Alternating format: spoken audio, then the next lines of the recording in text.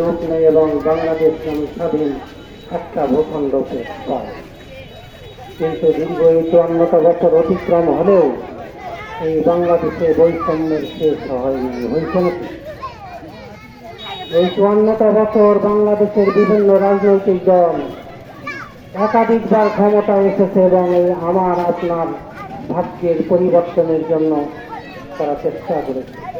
কিন্তু গভীর উদ্বেগের সাথে আমরা লক্ষ্য করেছি যে মানুষের জাতির ভাগ্যের পরিবর্তন হয় নাই, ভাগ্যের পরিবর্তন হয়েছে গুটিকত রাজনীতিবিদদের। কথা কি মিথ্যা বললাম? আপনাকে আমাকে একটাবার ভাবতে হবে 54 বছরেই কেন বাংলাদেশের মানুষের ভাগ্যের পরিবর্তন হলো না।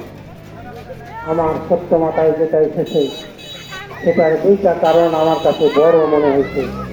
একটা কারণ এই 54 বছরে আমরা সৎ, যোগ্য, আমানতদার